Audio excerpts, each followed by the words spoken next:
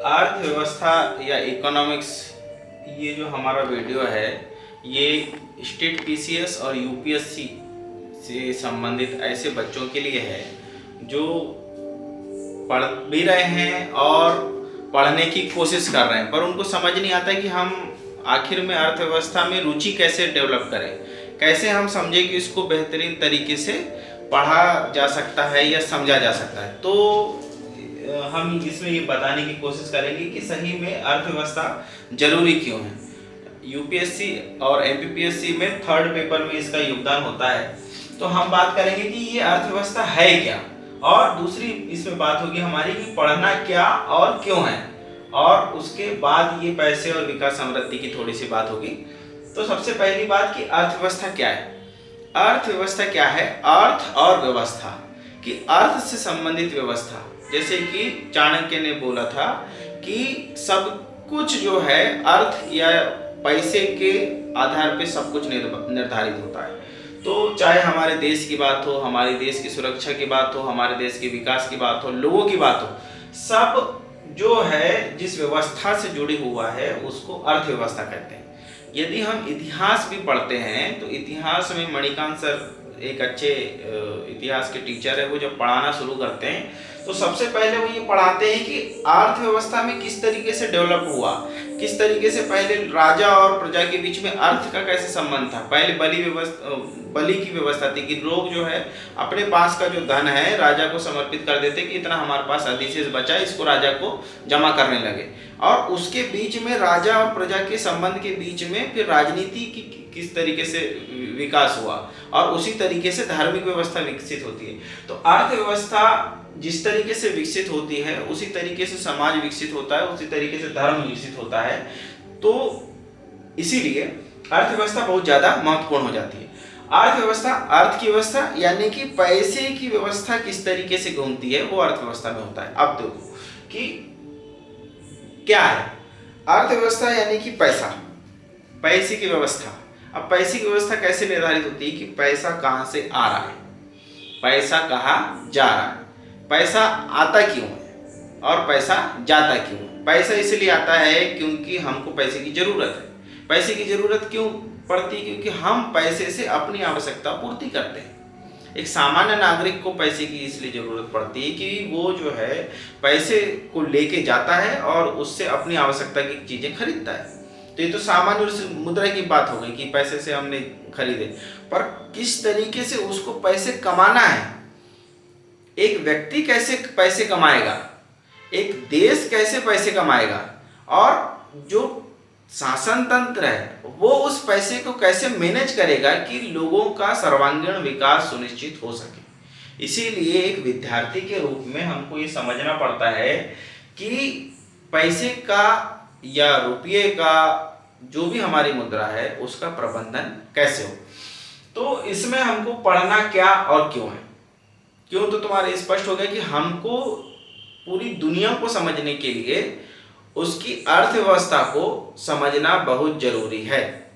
जैसे कि एक उदाहरण से आप समझोगे कि जो व्यक्ति को कभी कभी लोगों से पैसे की जरूरत पड़ने की संभावना होती है, या जो गरीब लोग रहते हैं, सामान्य रूप से ये माना जाता है कि वो विनम्र होंगे, या जिस भी व्यक्ति को दूसरों से जरूरत पड़ने की संभावना होगी वो व्यक्ति विनम्र होगा, क्योंकि उसको ये लगेगा कि यार कब ना लोगों की जरूरत पड़ जाए, कब ना हमको मांगने जाना पड़ जाए।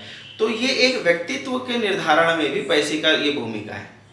तो एक देश के रूप में भी जिसके पास जितना ज्यादा संसाधन होंगे। अब देखो, हाँ, अब ये बात आ गई कि पैसा अपने आप में क्या होता है। पैसा या हम जो अर्थव्यवस्था को बोलते हैं वो वास्तव में उसकी क्या क्या है, उसकी क्षमता क्या है, उसका मुद्दा क्या है, आखिर ये क्यों महत्वपूर्ण होता है। तो पैसा यानी अपने आप में होती है संपत्ति। संपत्ति यानी संसाधन। संसाधन क्या होते हैं? संसाधन क्या होते हैं? पूरा खेल वास्तव में जब तुम अर्थव्यवस्था पढ़ते हो तो तुमको ये समझना चाहिए कि हम बात पैसे की नहीं कर रहे हैं, हम बात कर रहे हैं संसाधन मैनेजमेंट की। और संसाधन क्या होते हैं? व्यक्ति अपने लिए जिन भी चीजों का उपयोग कर सकता है, जिन वस्तुओं का उपयोग कर सकता है, उनको संसाधन कहते हैं। जिसका भी हम उपयोग कर सकते हैं वो सब संसाधन है। और संसाधन संसाधन में क्या महत्वपूर्ण होता है कि जिसका हम उपयोग कर सकते हैं, वो क्या है, संसाधन। वो एक उसमें याद आ रहा है मेरे को गाना कि दुनिया उसे कहते हैं जादू का खिलौना है, खो जाए तो मिल जाए तो पत्थर है और खो जाए तो सोना है। तो हर चीज, जो भी चीज हमारे लिए उपयोगी है वो हमारे लिए संसाधन है, और वो हमारे लिए उपयोगी नहीं है तो वो क्या हो जाएगा, फिर पत्थर हो जाएगा। जैसे कि हीरा भी एक पत्थर है, पर उसकी चमक हमारे लिए महत्वपूर्ण है, इसीलिए वो हमारे लिए संसाधन है। जब उसकी चमक हमारे लिए महत्वपूर्ण नहीं रहेगी, वो क्या हो जाएगा, पत्थर हो जाएगा। जैसे सोना, जैसे खनिज, अरब देशों के में पूरा पहले तेल जो है दबा हुआ था, पर उसका विकास नहीं हुआ था, इसीलिए वो बेचारे रेगिस्तान में घूमते रहते थे। पर जैसे उसका उपयोग होना शुरू हो गया, वो संसाधन बन गया। तो पूरी कहानी है इस बात की कि किस तरीके से सामान्य चीजों को, वस्तुओं को संसाधन के रूप में डेवलप किया जाए। एक व्यक्ति पढ़ा लिखा नहीं है, उसमें समझ नहीं है, वो सामान्य व्यक्ति है, पर यदि हम उसको कौशल दे दें तो वो क्या बन जाएगा, संसाधन बन जाएगा। और संसाधन बन जाएगा तो उसका मूल्य हो जाएगा, मूल्य का संवर्धन हो जाएगा। उद्योग क्या है, उद्योग क्या है, क्या होती है उद्योग की परिभाषा बताओ, क्या होता है उद्योग? तुम सुनते हो ना, जैसे हर चीज का उद्योग लग गया, इसका उद्योग, उसका उद्योग। तो क्या है उद्योग, क्या है? रॉ मटेरियल को संसाधित करके उपयोगी वस्तुएं बनाना। हाँ, उसको सामान्य रूप से ये बोलोगे परिभाषा के रूप में कि किसी भी वस्तु या व्यक्ति में कौशल संवर्धन करना उद्योग है, उसकी उपयोगिता में वृद्धि करना उद्योग है बस। अगर कोई व्यक्ति है, यदि हम उसकी क्षमता निर्माण कर दे कि वो इंग्लिश स्पीकिंग में उसमें क्षमता, उसमें अंग्रेजी बोलने की क्षमता का विकास हो रहा है, वो एक उद्योग है। कोचिंग उद्योग, विद्यालय उद्योग, जैसे बैटरी बना दिया वो एक उद्योग है, खिलौना बना दिया उद्योग है। सामान्य रूप से गेहूं था, फिर उसका आटा बना दिया, आटा से डबल रोटी बना दिया, केक बना दिया, कुछ भी बना दिया, वो सब उद्योग है। तो जिसमें भी क्षमता और कौशल का संवर्धन होता है उसको उद्योग बोलते हैं। तो पूरी अर्थव्यवस्था में हम सिर्फ दो चीजें पढ़ते हैं, एक प्रबंधन और एक संवर्धन। कि कैसे प्रबंधन करें तो संवर्धन हो, और अंतिम उद्देश्य क्या है? अंतिम उद्देश्य है समृद्धि। ठीक है, समृद्धि है, समृद्धि और विकास यानी डेवलपमेंट। ठीक है, तो इसमें भी दो शब्द हैं, एक होता है डेवलपमेंट यानी विकास, और एक होता है समृद्धि। समृद्धि और विकास में क्या अंतर है? विकास के बाद समृद्धि आएगी, विकास एक प्रक्रिया है। हाँ, ठीक है। तो ये जो है हमारा अंतिम उद्देश्य तो क्या है? व्यक्ति का विकास हो, उसकी क्षमता का विकास हो, उसकी सोच का विकास हो। अब विकास का क्या है मापदंड? क्या है विकास का? विकास का मापदंड ये है कि हर व्यक्ति में, जिस व्यक्ति के पास विकल्प जितने ज्यादा होंगे, ये माना जाएगा कि वो उतना ज्यादा विकसित है। तो पूरी अर्थव्यवस्था में हमको ये पढ़ना है कि किस तरीके से मैनेजमेंट होता है, किस तरीके से प्रबंधन होता है, प्रबंधन और संवर्धन।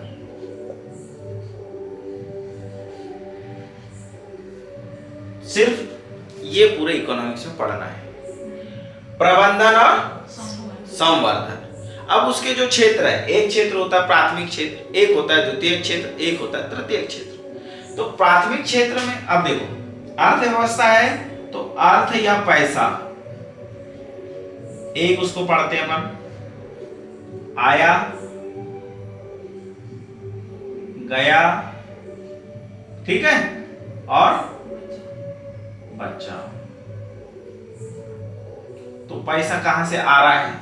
तो पैसा कहां से आ रहा है तो उसमें ये देखते हैं कि पैसा, एक अगर जब हम एक देश की अर्थव्यवस्था पढ़ते हैं तब देखते हैं कि वो पैसा कहां से आया, वो पैसा कहां गया, और जो पैसा बचा उसका उपयोग हम क्या करेंगे। और जो पैसा अगर हमारे पास नहीं बचा और हमारे पास खर्चा ज्यादा है तो हम पैसे उधार लेके लाएंगे। लोग, जो सरकार है इन मुद्दों पे चुनाव लड़ती है, वो चुनाव जीतती है, वो कहते हैं कि हम इतना पैसा आएगा तो हम लोगों को बांट देंगे, फिर लोग पूछते हैं कि तुमने बांटे क्यों नहीं। ये सब बात पैसे की हो गई। अब जब सरकार के पास पैसा आया और सरकार के पास पैसा गया तो लोगों के पास भी पैसा आएगा, लोगों के पास से भी पैसा जाएगा। तो लोगों के पास पैसा कैसे आएगा, कहां से आएगा? तो पैसे का प्रबंधन, लोगों के पास जो पैसा आ रहा है उसको मैनेज कौन करेगा? तो उसके लिए आरबीआई बना दिया, बैंक बना दिया। क्योंकि एक व्यक्ति के पास पैसा ज्यादा है और दूसरे व्यक्ति के पास पैसा कम है, तो एक व्यक्ति देना चाहता है, दूसरा व्यक्ति लेना चाहता है, पर ये दोनों अगर लड़ लिए बीच में, पैसा नहीं दिया पैसा दिया, तो फिर इनको कौन मैनेज करेगा? इसलिए बैंक बना दिया कि विश्वास बना रहे। तो ये बैंक की भूमिका हो गई। अब सरकार की भूमिका ये है कि उनको निगरानी करती है, उसके लिए उसने संस्था बना दी, इस IRDA। क्या IRDA? क्या? Reserve bank of India, RBI sorry. तो RBI बना दिया। तो पैसा आए जाए बैंकों का मैनेजमेंट के लिए RBI बना दिया, और भी जो अलग अलग संस्थाएं हैं उनके प्रबंधन के लिए अलग अलग संस्था बना दिया, अलग अलग क्षेत्र के लिए। तो ये सब चीजें में कायम है प्रबंधन में।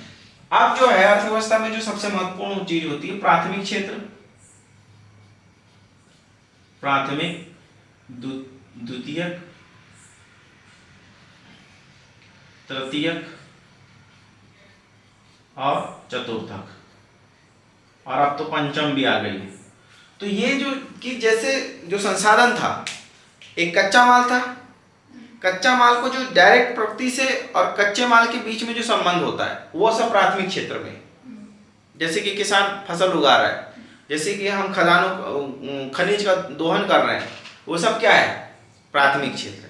प्राथमिक क्षेत्र की जो चीजें हैं उनको जब हम संसाधित करते हैं, संवर्धन करते हैं, वो द्वितीय क्षेत्र में आती है। जैसे उद्योग लगा दिया, जैसे छोटे छोटे MSME डाल दिया, वो द्वितीय क्षेत्र में। तृतीय क्षेत्र में ज्ञान देने वाली सेवाएं, जैसे सर्विस, जैसे डॉक्टर है, टीचर है, जो सेवा दे रहे हैं, वो क्या है? तृतीय क्षेत्र। पर तृतीय क्षेत्र और द्वितीय क्षेत्रों के भी जो ऊपर की बात हो जाती है, जैसे डॉक्टरों की कौशल संवर्धन जो व्यक्ति कर रहा है वो चतुर्थ क्षेत्र में आ जाता है। जो संचार सेवाओं से संबंधित जो विशेष है वो चतुर्थ क्षेत्र में आ जाता है। तो ये इन क्षेत्रों का अध्ययन अर्थव्यवस्था में किया जाता है। पर वो भी काय में संबंध में आएगा? वो सब चीजें काय से संबंधित है? संवर्धन से संबंधित। तो अर्थव्यवस्था में हमको मुख्य रूप से दो चीजें पढ़नी, एक प्रबंधन और एक संवर्धन। हर दुनिया में जो सभी क्षेत्र हैं, सभी चीजें हैं, उनका संवर्धन एक अपने आप में विषय है कि उनका संवर्धन किया जाना जरूरी है, उनके संवर्धन की आवश्यकता है या नहीं, पहली बात तो ये। और उसका संवर्धन किस तरीके से होगा? जैसे लोगों की सोच है, लोगों की सोच में संवर्धन की जरूरत है कि नहीं है, ये एक समाजशास्त्र का मुद्दा है। पर यदि उसमें संवर्धन की जरूरत है तो वो विकास का मुद्दा है, और उसमें कैसे संवर्धन किया जाए तो वो अर्थव्यवस्था में आ जाता है। ठीक है। और इसी तरीके से प्रबंधन में, दुनिया में हर क्षेत्र को प्रबंधन की जरूरत है, और जहां भी वो पैसे से जुड़ा हुआ मामला होगा उसको अर्थव्यवस्था में पढ़ा जाएगा।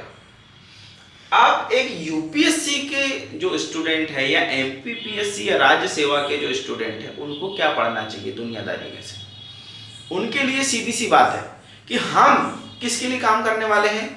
सरकार के लिए। सरकार किसके लिए काम करती है? जनता के विकास के लिए। तो एक चीज हमको समझना चाहिए कि हम बनने जा रहे हैं सिविल सेवक। क्या बनने जा रहे हैं? सिविल सेवक। और सिविल सेवक किससे जुड़ रहा है? सरकार से। और सरकार किससे जुड़ रही है? जनता से। ठीक है। और अंतिम रूप से ये सब जो हमारा है ये काम किसके लिए चल रहा है? देश के लिए। ठीक है। तो हमको एक सिविल सेवक के रूप में, सिविल सेवक की क्या भूमिका रहती है? प्रबंधन करने की, मैनेजमेंट करने की। तो हम यदि ये पूरी दुनियादारी जानेंगे नहीं तो हम मैनेज कैसे करेंगे? यदि हमको सरकार ने पैसा दी कि तुमको जो है विकास काम के लिए तुमको शिक्षा के ऊपर पैसा खर्चा करना है या फिर चिकित्सा क्षेत्र में तुमको पैसा खर्चा करना है, तुम्हारे पास पैसा 100 रुपया है, अब बोली तुम एक कहीं के कलेक्टर हो और तुमको चिकित्सा क्षेत्र में पैसा करना है या शिक्षा क्षेत्र में पैसा खर्चा करना है, तो तुम्हारे में इतनी समझ होनी चाहिए कि हम किस क्षेत्र में पैसा खर्चा डालेंगे तो जिसकी ज्यादा से ज्यादा रिटर्न आएगा। वो कब आएगा? जब तुम पूरी दुनियादारी समझ जाओगे। एक सिविल सेवक की ये भूमिका है। सरकार का क्या काम होता है? सरकार जो है हर 5 साल में चुनाव में जाती है और जनता उससे पूछती है कि तूने 5 साल में क्या किया, तो उसको 5 साल का हिसाब देना है और पैसा भी जुटाना है और पैसा खर्चा भी करना है।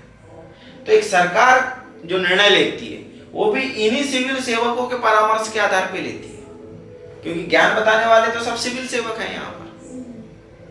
तो सरकार के लक्ष्यों को प्राप्त करने के लिए जिस व्यक्ति में दिमाग होगा वही तो बता पाएगा, और एक जनता के रूप में तो इनकी भावनाओं को समझना और देश के विकास के लिए काम करना। तो इनके जो मुद्दे हैं, अब सरकार के क्या मुद्दे हैं, सरकार के क्या मुद्दे हैं, तो सरकार के मुद्दों को समझो, जनता के मुद्दों को समझो और एक सिविल सेवक के मुद्दों को समझो। इन सब बातों को जब तुम समझ जाओगे तो तुम्हें ये बिल्कुल समझ में आ जाएगा कि हमें अर्थव्यवस्था में कौन सा विषय यदि हम पढ़ रहे हैं तो क्यों पढ़ रहे हैं। अब तुम लोगों ने भी अर्थव्यवस्था पढ़े हो, तुमको अब बताओ कि तुमको मैंने जो बात बताया, मेरा ये समझाने का ये उद्देश्य था कि अर्थव्यवस्था में हमको क्या पढ़ाना है, उसको पढ़ने का क्या उद्देश्य है। अब तुम ये बताओ कि कोई एक टॉपिक जो तुम पढ़ाना चाहते हो उसमें तुम्हारी रुचि नहीं पैदा हो रही है। अब मैं तुमको बताऊंगा कि वो जो पढ़ाना है उसमें तुमको किस तरीके से पढ़ाना है और उसको जो मैंने बात बताया उससे किस तरीके से रिलेट करना है, ताकि तुम्हारे मन में उसको जानने की उत्सुकता पैदा हो। नहीं तुम बोलो, स्टॉप नहीं करना है उसको, नहीं तुम क्वेश्चन तो करो, तुम बोलो ऐसे जोर से ताकि रिकॉर्ड हो जाए। कोई है वो समस्या अवरोध, जैसे मैंने इतनी बात बताया इसमें जो तुमको समझ में आई बात, उसके अलावा अब तुम्हारे मन में कोई क्वेश्चन हो रहा होगा या तुम्हारे मन में ये जो क्वेश्चन आ रहा होगा कि ये टॉपिक मेरा दिमाग खाता है, ये मेरे को बिल्कुल पसंद नहीं आता इसको पढ़ना, अब मैं बताऊं इसमें कैसे रुचि डेवलप करूं अर्थव्यवस्था से संबंधित।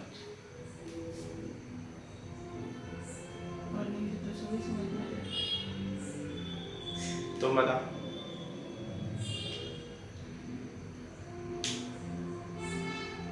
ये जो मतलब ये तो मेन अर्थव्यवस्था हो गई, लेकिन इसके अंदर जब छोटे छोटे मुद्दे शुरू होते हैं, हाँ, कि जैसे एनपीसीआई आया, हाँ, लोग इससे जुड़ रहे हैं, फिर नई नई टेक्नोलॉजी आ रही हाँ, है, हाँ, फिर उसमें धीरे धीरे और छोटी छोटी चीजें जो इंक्लूड होते जाती हैं, हाँ, हाँ, तो वो ऐसा लगता है फिर कि कितने याद रखे फिर सब हाँ। तो अल्टीमेट उद्देश्य जो है अपना ये देखना है कि हमको प्रबंधन में और संवर्धन में उस मुद्दे की क्या भूमिका है।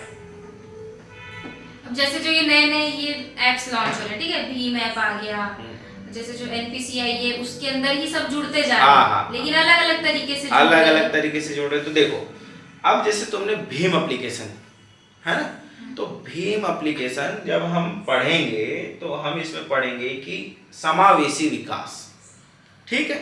समावेशी विकास में एक महत्वपूर्ण मुद्दा होता है कि गरीब तबका जो है, कमजोर वर्ग जो है, उसको अर्थव्यवस्था से जोड़ना। क्योंकि हमारे पास अगर पॉकेट में 10,000 रुपया है तो हमारे पास है, अर्थव्यवस्था में वो तब तक नहीं जाएगा जब वो मार्केट में न जाएगा। अगर हम उसका कुछ उपयोग कर लेते हैं तो वो क्या चल जाएगा, अर्थव्यवस्था में चला जाएगा। नहीं तो हमारे पास 10,000 रुपया रखा रहेगा। अब 10,000 रुपया है यानी कि वो हमारे पास कहीं ना कहीं से नोट के रूप में आया है। तो मान के चलो हम ये मान सकते हैं कि अर्थव्यवस्था में ये पहले से आ गया है, पर मान के चलो हमारे पास 10,000 रुपया का चावल रखा है। हमने क्या काम किया, खेतों से उत्पादन किया धान, और हमारे पास धान रखी है। अब उसका अर्थव्यवस्था में क्या योगदान है, वो जो धान है यदि उसको किसान किसी दूसरे व्यक्ति को जो भूखा है अगर उसको नहीं देगा तो वो पेट उसका भर जाएगा क्या? नहीं, उसके पास रखे रहेगा धान, उसको जब खाना है तब खाएगा। पर जो आदमी गरीब है, जिसके पास अभी खाने की जरूरत है, अगर उसके पास वो धान चले जाएगा तो ये व्यक्ति खाना खा लेगा और फिर ये दूसरा काम करेगा, फिर दूसरी धान उत्पादन करेगा और उसको उसकी धान वापस कर देगा। तो उसकी जो धान है वो उसकी सड़ी भी नहीं, रखे रखे धान खराब हो जाएगी ना, तो उसकी धान सड़ी भी नहीं, उसको नई धान भी मिल गई, इसकी भी आवश्यकता पूरी हो गई। तो इसी तरीके से अर्थ की व्यवस्था, जो पैसा है उसका भी संचालन होना जरूरी है। यदि तुम्हारे पास यदि 10,000 रुपए है और तुम उस 10,000 रुपए को बचत करना चाहते हो, तो तुम्हारे पास वो पैसा बचा रह जाएगा, 10,000 का 10,000 रहेगा। पर यदि मुझे उस पैसे की जरूरत है इलाज करवाने के लिए, तो हो सकता है मैं तुमको 10,000 रुपए के 1,000 रुपए ब्याज सहित बाद में वापस करूं। तो इसीलिए जो पूरी अर्थव्यवस्था है उसको जुड़ा होना जरूरी है। अब भीम जो एप्लीकेशन, उसका क्या योगदान है कि ये जो अर्थव्यवस्था है इसके संचालन को सुगम बनाना, पैसे के लेन देन में जो खर्च होता है, जो मुद्रा को छापने में और उसको देने में और लेने में, उसको सुगम बनाना कि पैसा आसानी से आए और जाए। उसके संचलन में जो पैसा खर्चा होता है, क्योंकि नोट छापेंगे, नोट या दूसरी चीज में उसको रखने में, तो वो सब उनको सुगम बनाना ये काय का है, प्रबंधन का भाग है। अब जब हम शुरू में, क्योंकि हमने कुछ नहीं पढ़े होते इसलिए हमको सब चीजें नई नहीं लगती, तो ऐसा लगता है कि बहुत सारी चीजें हैं। पर जब हम तैयारी करते हैं और हमें समझ में आ जाता है कि ये चीज है, ये चीज है, ये चीज है, तो हमको एक इंक्लूसिव रूप में जब हम संवर्धन के रूप में देखते हैं, तो तब तुमको समझ में आएगा कि ये चीज महत्वपूर्ण है। इसमें ये छोटा सा फैक्ट अगर प्रीलिम्स में आ गया तो आ गया, बाकी इसको मेंस के आधार पे, तुम्हारे व्यक्तित्व के आधार पे, संवर्धन के आधार पे तुमको एक उदाहरण के रूप में उसको उपयोग करना है। भावना क्या है कि प्रबंधन अच्छा होना चाहिए, पैसे का हस्तांतरण सुगम होना चाहिए, इसके लिए नई नई तकनीकें आ रही है। इतनी अवधारणा है। उस अवधारणा में एक उदाहरण है भीम और एनपीसीआई। ठीक है, और बताओ दूसरा, इसमें कुछ आया समझ में? इसमें समझ में यही आया कि ये जो नई नई टेक्नोलॉजी आती जा रही है, हाँ, क्यों आ रही है उसको हमको समझना है कि हाँ, वो किस तरीके से इससे अर्थव्यवस्था से जुड़ी है। हाँ, अर्थव्यवस्था में इस तकनीक का योगदान क्या है। अगर ये हमें स्पष्ट हो जाएगा कि ये जो तकनीक है इसका महत्व संवर्धन में या प्रबंधन में कितना है, तो उसका मूल्य तुमको यूपीएससी के प्रश्न में समझ में आ जाएगा। और ये जो जैसे बैंकिंग सेक्टर स्टार्ट हुआ, हाँ, ठीक है, अब वो पूरा हिस्ट्री से शुरू होता है। हाँ, हिस्ट्री से शुरू होता है ना? हाँ, कि धीरे धीरे ब्रिटिशर्स को स्टार्ट किए, फिर लोगों ने उसको, फिर ये जो आरबीआई आया एट लास्ट। तो उसको तुमको ये समझना पड़ेगा कि जो हमने गोदान पढ़े थे, तो गोदान जब हम पढ़ते हैं और उसमें होरी और गोबर, तो उनको वो जो बंदा रहता है वो अपनी जमीन का अधिकतम उत्पादन जो है वो कर के रूप में जमा कर देता है। ठीक है, उसके पास खाने के लिए भी कुछ नहीं बचता, बहुत कम। अंतिम रूप में तो वो बेचारा सड़क बनाते हुए मर जाता है, जबकि वो किसान रहता है और उत्पादन इतना कम रहता है, या उसको कर्ज ज्यादा देना पड़ता है कि अपनी छोटी बेटी की शादी अधेड़ उम्र के व्यक्ति से शादी करता है वो। तो किसान की जो दयनीय दशा थी, और उसको जितना पहले राजस्व देना पड़ता था, उसको राजस्व क्यों देना पड़ता था? क्योंकि उत्पादन के दूसरे साधन नहीं थे। तो हम इस विकास प्रक्रिया को, उस इतिहास को इसलिए पढ़ते हैं ताकि हम ये जान पाएं कि उस समय कैसी व्यवस्था थी, अभी कैसी व्यवस्था है, इसमें जो परिवर्तन हो रहा है तो आगे क्या संभावना है। जो पिछड़े देश है हम उसका इसलिए पढ़ते हैं ताकि हम अपनी स्थिति उनसे कंपेयर कर सके, और जो हमसे विकसित है उनकी स्थिति पढ़ते हैं इसलिए ताकि हमको कहाँ जाना है ये हम पता कर सके। अंतिम उद्देश्य क्या है? एक समझ विकसित करना है कि कैसे विकास होता है। इसीलिए हम इतिहास में पढ़ते हैं कि पहले मुद्रा की कैसी व्यवस्था थी, पहले लेन देन होते थे, कब बैंक बना। पर वो तथ्य जो है वो लक्ष्य नहीं है उनको याद करने का, वो एक सिलसिला है, सिलसिला में एक पड़ाव है। जैसे मान के चलो हम जिस स्थान में हैं यहाँ से हमको दिल्ली जाना है, तो दिल्ली जाने के बीच में जो महत्वपूर्ण स्टेशन है उसका कोई व्यक्ति बताएगा ना, तब वही कि हम वहां से निकले तो तुमको रास्ते में वो आए जो है कि सागर बीना जंक्शन आएगा, फिर ग्वालियर आएगा। नहीं तो तुम अगर पटना की ओर चलेगा तो तुम कैसे देखोगे कि हम पटना सही जा रहे हैं कि नहीं जा रहे हैं। ये तुम जिस रास्ते से आए हो उसके पड़ाव तुमको बताए जाएंगे कि हम रात को 2 बजे नींद खुली थी तो हम वहां पे थे। तो वो एक पड़ाव है, उनको सिर्फ पड़ाव के रूप में याद करना है। उनको ऐसे नहीं याद करना है कि जो है 1956 में विलय हुआ था ये तथ्य याद कर लिए। उस समय की स्थिति समझना है कि 1956 के पहले क्या था।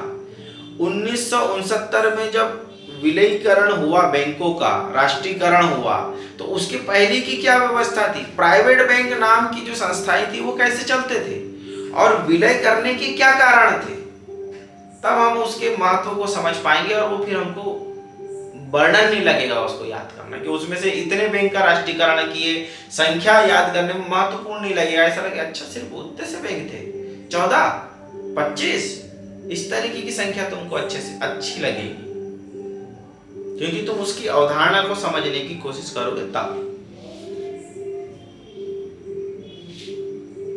अवधारणा को समझने के लिए हम जिस भी टॉपिक में पहले जा रहे हैं, हाँ, उसके बारे में सोचें। हाँ, ये टॉपिक क्यों आया। हाँ, उसके बारे में ये सोचना है कि ये ऐसा किया गया तो क्यों किया गया, क्यों ऐसा करने की उनको जरूरत पड़ी। तब तुम्हारे अंदर उसके लिए रुचि पैदा होगी कि अच्छा ये है, ऐसा है। और जब वो रुचि पैदा एक बार हो गई तो जानने की इच्छा, फिर उसमें तुम चीजें आते जाएगी। जैसे हम गूगल में सर्च करते हैं किताब कैसे पढ़ें, किताब वाला सजेशन आ, यूट्यूब में सर्च करते हैं, उससे संबंधित सजेशन आते जाते हैं ना, तो वैसे ही हमारा दिमाग भी कैच करते जाएगा और उसको रिलेट करते जाएगा। पूरी समस्या जो है वो रिलेटेबल की समस्या है। जैसे एक गाना जिसको सुनना पसंद है, उसको कोई गाने की धुन बजती है तो उसको पूरा गाना चलना शुरू हो जाता है। और जिस व्यक्ति की गाने में रुचि नहीं है उसको धुन में कुछ गाना ही समझ नहीं आता, उसको बोल के भी बताओगे 2 अंतरे बताओगे, तीसरा अंतरा याद नहीं आएगा।